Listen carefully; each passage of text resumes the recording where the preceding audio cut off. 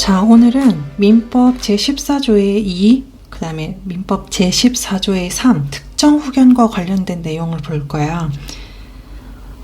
민법 같은 경우에 새로운 조문을 추가할 때 14조 다음에 내용을 추가하고 싶다. 그러면 기존의 15조를 16조로 만들고 새로운 걸 15조로 만든다? 이렇게 하면은 민법 전체를 다 바꿔야 되는데 그러면 너무 일도 많고 기존의 체계도 있으니까 그걸 고려해서 14조 다음에 추가하고 싶은 게 생기면 14조의 2, 14조의 3, 14조의 4, 14조의 5 이런 식으로 계속 추가를 하게 돼.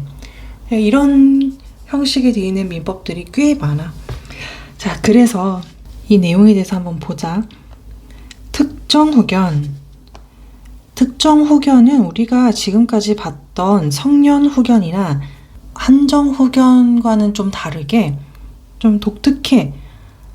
조문을 보면 알 수 있는데 제1항 가정법원은 질병, 장애, 노령, 그 밖의 사유로 인한 정신적 제약으로 일시적 후원 또는 특정한 사무에 관한 후원이 필요한 사람에 대하여 본인, 배우자, 사촌인의 친족, 뚝뚝뚝뚝뚝 청구권자의 청구에 의하여 특정 후견 심판을 한다.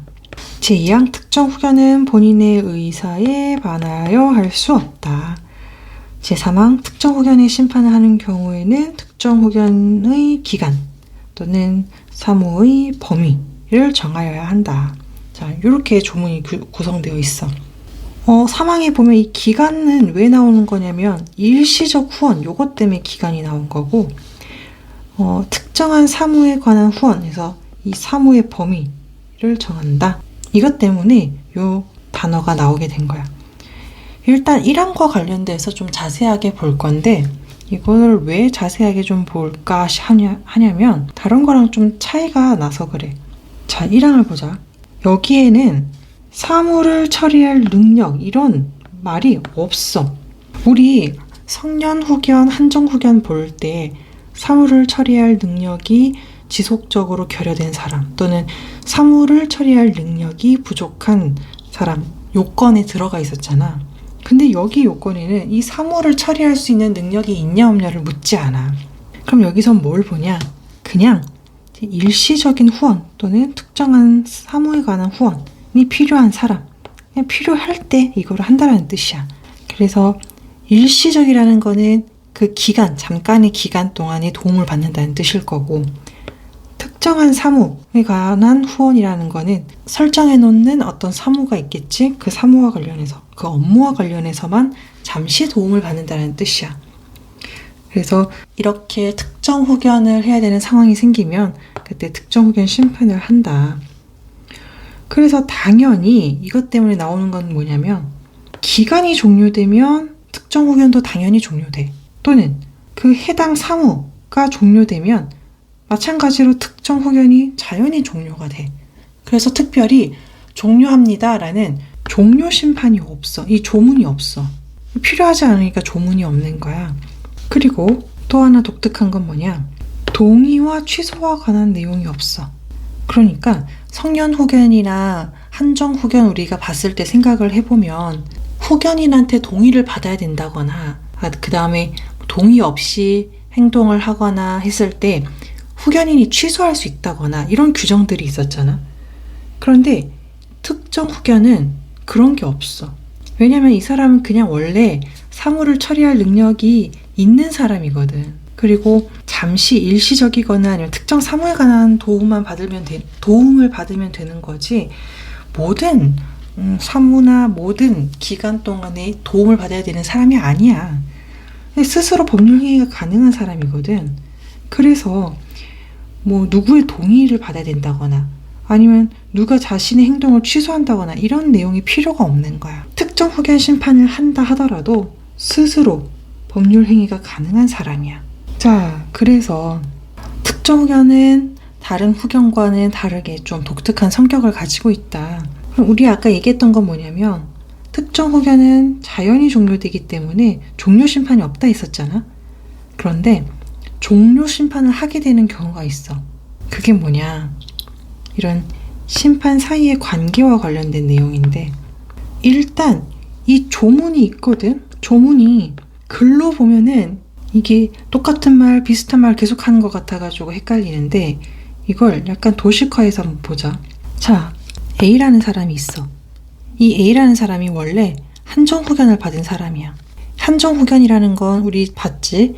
사물을 처리할 능력이 부족한 사람이라 그랬어. 근데 이 사람이 상태가 나빠져서 성년후견을 받을 정도까지 된 거야.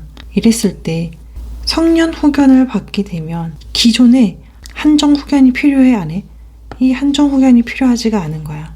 그래서 이때는 한정후견을 종료하는 심판을 한다. 이 뜻이야.